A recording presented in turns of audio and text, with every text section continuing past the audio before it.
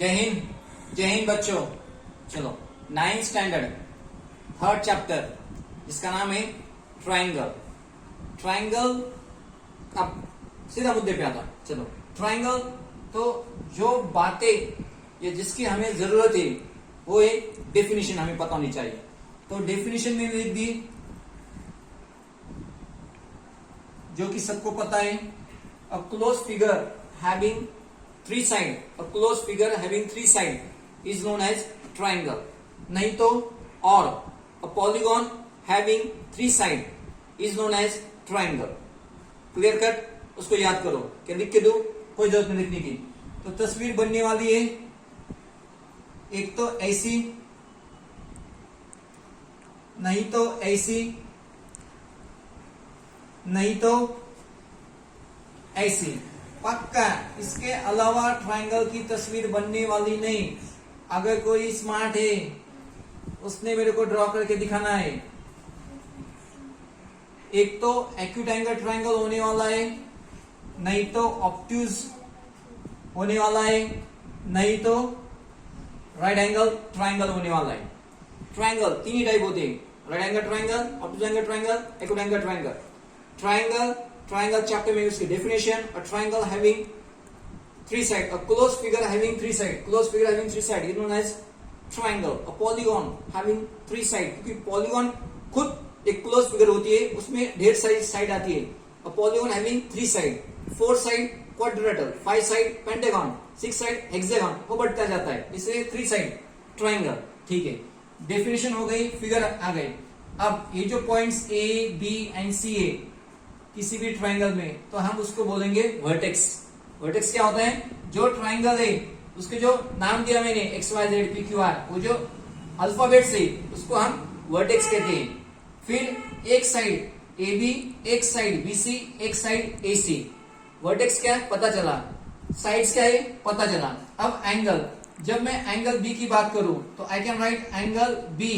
कोई होशियार बच्चा है उसने एंगल ए बी सी लिख दिया, और कोई और उससे होशियार है तो उसने सी बी ए लिखा। हालांकि तीनों का भी मतलब एक ही हो गया, angle B angle B angle B. बस लिखने का तरीका एंगल ए बी सी, नहीं तो एंगल सी बी है, नहीं तो बस इतना नाम दो, कुछ भी करो। डरो मत, कंफ्यूज मत हो जाओ कि सर ने एंगल बी सिखाया, किसी मेरे दोस्त ने मेरे को एंगल ए बी सी समझाया, तो नो कंफ्यूजन, लिख सकते हैं। छूटे मतलब एक ही होता है। ठीक है, वर्टेक्स क्या है? पता चला। साइड्स क्या है? पता चला। एंगल क्या है? पता चला। अब इधर उधर की बातें बकवास बांध, सीधा मुद्दे पे। एक थ्योरम है। क्या है? एक थ्योरम। उस थ्योरम का नाम है theorem of remote interior angle. Theorem of remote interior angle क्या नाम है? चलो मैं रफ करता इसको। चलो सीधा डेफिनेशन हो गई। वर्टेक्स क्या है, साइड्स क्या है, एंगल्स क्या है, बताए। पता है।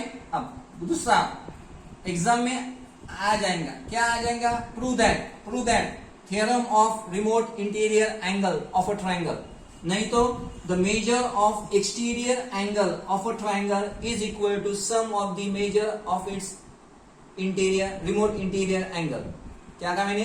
The measure of exterior angle equal to sum of its remote interior angle. क्या है वो? चलो ठीक है, हाउ टू प्रूव। सबसे पहले एक ट्राइंगल बना दिया, उसका एक एक्सटीरियर एंगल बना दिया। इसका नामकरण किया मैंने ए बी सी, और यहां पे कहीं तो भी एक्स। चलो ए सी एक्स एक एक्सटीरियर एंगल है। ठीक है, अब गिवन में क्या लिखूं मैं? थ्योरम में हमें प्रूव करना पड़ेगा स्टेप बाय स्टेप। ठीक है, what I see that in triangle ABC, angle ACX is exterior angle. Is there any doubt? Triangle ABC is triangle ACX is an exterior angle. लिख दो given. To prove the measure of exterior angle ACX, measure of exterior angle ACX equal to sum of its remote interior angle. अब जो exterior angle है इसको छोड़ दो, ये जो दो एंगल होते हैं वो होते हैं रिमोट इंटीरियर एंगल्स। तो लिख दिया मैंने angle C A B plus angle A B C. किसी को कोई डाउट? Given to prove. फिर बारी आती है प्रूफ की। अब 7वीं या 6 या 5th में भी सीखा हमने, क्या सीखा? अगर मैंने तीनों एंगल का एडिशन किया तो कितना होता है? 180 होता है। किसने कहा? वो उसकी प्रॉपर्टी है, प्रॉपर्टी ऑफ द ट्रायंगल। चलो, by sum angle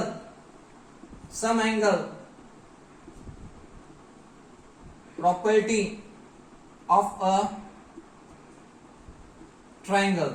What I can write? I can write angle BAC plus angle ABC plus angle ACB equal to 180. किसी को कोई डाउट? BAC मतलब A दिस एंगल, ABC मतलब this angle, ACB मतलब this angle. इन तीनों का addition 180 होता है, ठीक है। फिर बाद में लिख दिया मैंने angle ACX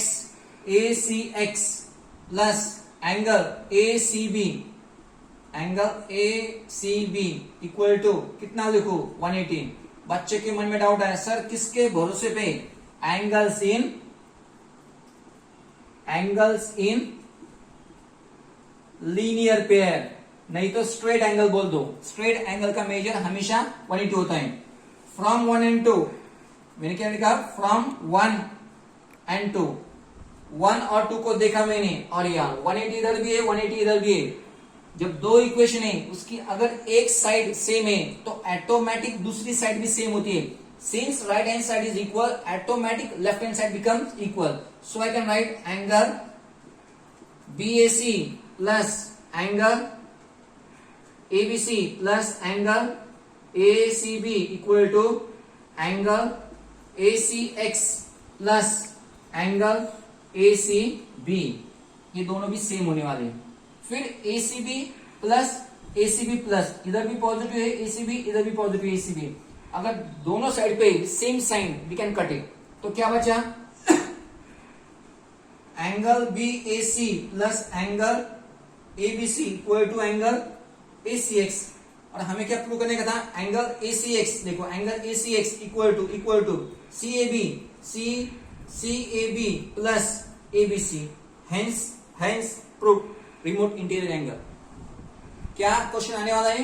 prove remote interior angle of a triangle, नहीं तो prove measure of exterior angle of a triangle is equal to sum of its remote interior angle. आपको स्टेटमेंट दिया जाएगा फिर उसके बाद सब खिचड़ी इतनी पकानी है। अब नाम ABC देना जरूरी नहीं, जिसको जो पसंद आ जाए XYZ PQR नाम दो। गिवन में जो भी नाम दिए लिखो। इन ट्रायंगल ABC मैंने नाम दिए, angle ACX is exterior angle to prove. ये जो एंगल होता है इसको चुपक के छोड़ दो, इन दोनों का एडिशन होता है, ठीक है। प्रूफ। अब इसको प्रूफ करने में दो इक्वेशन आने चाहिए। अपने दिमाग में याद रखो कि दो इक्वेशन आने चाहिए। एक sum of the angles of the triangle, एक प्रॉपर्टी उसकी, और दूसरी एंगल्स इन लीनियर पेयर, नहीं तो स्ट्रेट एंगल, ठीक है। फिर दोनों को मैंने देखा, एक साइड सेम है 180 फ्रॉम 1 and 2, तो लेफ्ट हैंड साइड भी सेम होने वाली है, एक कट होने वाला है, और जो बचा वही मेरा आंसर है। Hence prove. चलो, अब property of N exterior angle of a triangle क्या है? चलो ठीक है, हम लिख सकते हैं, क्या लिख सकते हैं? जैसे कि मेरे पास एक ट्रायंगल है ABC और ACD एक्सटीरियर एंगल है। अब भी जो हमने सीखा remote interior angle theorem, remote interior angle theorem से हम क्या लिख सकते हैं? समझो यहाँ का मेजर है P, यहाँ का मेजर है P, यहाँ का मेजर है Q, यहाँ का मेजर है R। मानो कुछ तो भी 30, कुछ तो भी है मेजर, तो मैंने PQR से कंसिडर किया। By remote interior angle theorem हम लिख सकते हैं P equal to Q plus R, जो भी मेजर है ये बराबर होता है। अब प्रॉपर्टी क्या कहती है? Property says that P is greater than Q। P हमेशा इससे बड़ा होने वाला है, P हमेशा किससे बड़ा होने वाला है? R से बड़ा होने वाला है। इससे हमेशा बड़ा होने वाला है, इससे भी बड़ा होने वाला है, पर इन दोनों का जो एडिशन किया वो इक्वल होता है। जैसे कि अगर यहाँ पे 70 है, यहाँ पे 30 है और यहाँ पे 40 है, तो हम क्या लिखेंगे 70 इक्वल टू 40 प्लस 30। किसने कहा? Theorem of remote interior angle theorem. Property क्या कहती है? सही है, 70 is greater than 30, 70 is greater than 40, वही तो मैंने लिखा। हाँ, बस याद रखो, जब तुम लिखोगे this is greater than this, अब पी क्यू के फॉर्म में है तो लिखो बिंदास पी ग्रेटर देन क्यू। किसके भरोसे? Property of exterior angle of the triangle, बस इतना ही, कुछ भी नहीं। चलो अब सीधा प्रैक्टिस सेट 3.1। अब प्रैक्टिस सेट 3.1 में क्वेश्चन नंबर 1 में तो कुछ इतना हार्ड नहीं कि आपको समझ में ना आ जाए। सीधा ACD equal to angle A plus angle B, remote interior angle theorem चिपका दो, बस एडिशन करो। 70 प्लस 40 110 आंसर आ गया।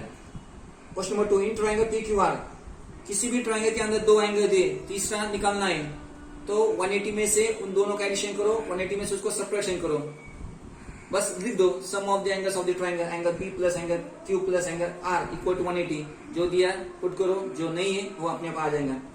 The measure of angles of the triangles are x, x minus 20, x minus 40, find the measure of each angle. चलो, कोई जो भी triangle है उसके 3 एंगल दिए उन्होंने, पर x के फॉर्म में दिए, तो ठीक है, फिर तीनों का एडिशन कितना होता है? 180 होता है, तो लिख दो x plus x minus 20 plus x minus 40 equal to 180। फिर x की एडिशन करो, माइनस 40 माइनस 60 ऐड करो, फिर उधर भेज दो, x अपने आप आ जाएगा। जैसे x आ गया तो एक एंगल आ गया, फिर x में से 20 सब्ट्रैक्ट करो, x में से 40 सब्ट्रैक्ट करो, आ गए, तीनों की तीनों एंगल आ गए, इसमें भी कोई बड़ी बात नहीं। फिर question number 4, the measure of one of the angle of triangle is twice the measure of smallest angle and measure of other is twice the measure of this smallest angle, find the measure of 3 angles. क्या पूछा? कोई तो एक triangle है, एक angle double है छोटे से, और एक एंगल ट्रिपल थ्राइस 3 टाइम्स गुना है, किससे? छोटे से। तो छोटा एंगल कितना है किसी को पता नहीं। Let the smaller angle be x, then other angle will be 2x, वो तो 2x थ्राइस, और थ्राइस का मतलब होता है 3x। Let the smaller angle be x, other angle will be 2x and other angle will be 3x। फिर इनका addition करो इक्वल टू 180, x आ गया तो अपने आप बाकी के सब आंसर भी आ गए, उसमें भी कोई सोचने ऐसी बात नहीं। फिर दिया question number 5, angles in linear pair लगाओ, y आ जाएगा, एंगल्स इन लीनियर पेयर लगाओ, z आ जाएगा।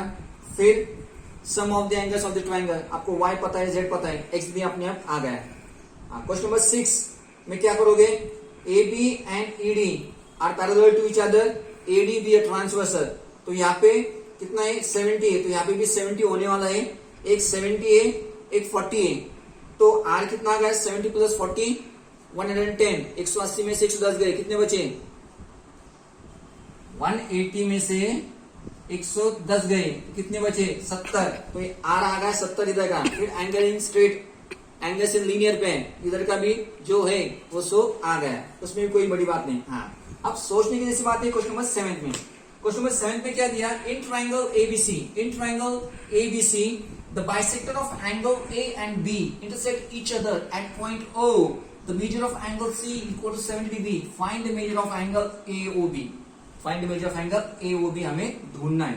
चलो ठीक है, कोई दिक्कत नहीं। सॉल्यूशन लिखो, इन ट्रायंगल ABC रे AO and ray BO are angle bisector of angle A and angle B. AO and BO are the angle bisector of angle A and angle B. लिख दो। अगर एंगल बाइसेक्टर है तो इधर का major same होने वाला है, कितना ही पता नहीं, तो यहाँ पे x, तो यहाँ पे x, यहाँ पे y, तो यहाँ पे भी कितना होने वाला है? y होने वाला है। Angle bisector, that ray divides angle in 2 equal parts. हाँ बिल्कुल सही। Therefore let angle CAO equal to angle OAB equal to x degree. CAO and OAB, इधर का x, इधर का x। एंगल CBO लिखना पड़ेगा, CBO equal to angle OBA equal to y degree, इधर का y, इधर का y। किसी को कोई डाउट? कोई डाउट नहीं, चलो ठीक है। Property of the triangle. Now in triangle ABC, in triangle ABC angle A plus angle B plus angle C equal to 180। इसका नामकरण sum of angles of triangle. चलो एंगल ए कितना है, इतना एक्स है और इतना एक्स है, तो एंगल ए कितना हुआ 2x, सही है। बी कितना हुआ 2y और सी कितना गिवन है 70 इक्वल टू 180। इन दोनों में से 2 common, x plus Y equal to 180 minus 70, plus का माइनस हुआ 2x plus Y equal to 180 में से 70 गए, कितने बचे 110। फिर x plus Y equal to 55, 2 से डिवाइड किया, 2 5 10 1 गए 55। अब x प्लस वाई कितना आ गया 55 आ गया। चलो ठीक है, अब किसकी बारी, in triangle AOB, in triangle AOB, अब छोटा ट्राइंगल AOB, ठीक है। एंगल AOB मतलब this angle plus angle OAB plus angle OBA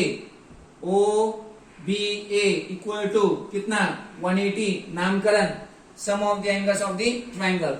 angle AOB वही तो हमें ढूंढना है, AOB we don't know, plus OAB कितना है पूरा 2x है, आधा कितना है x है।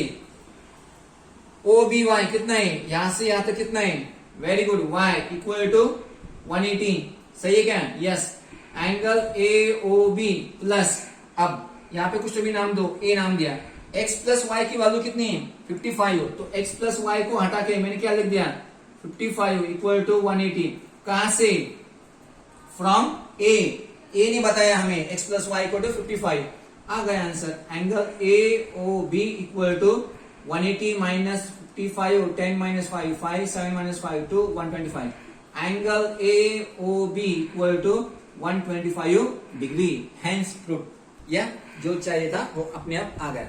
ज्यादा सोचो मत, एक तरीका होता है, उस तरीके से अरे हाँ चीजें क्लियर करो, तब दिमाग काम करता है। तुम लर्न करोगे, जैसे कि कुछ सेंटेंस होते हैं उसको याद रखो, वो याद हो जाते हैं, पर मैथमेटिक्स के साथ अगर तुमने वो तरीका आजमाया तो आप खुद फंस जाओगे। एक तरीका आजमाओ, डोंट मक द थिंग्स, मैं रटूंगा, आदमी भूल जाता है। इट्स अ गॉड गिफ्ट कि भूलना इंसान की आदत है, वो अच्छी भी है, पर कुछ तरीके याद रखो, अपना काम हो जाता है, पास हो जाता है।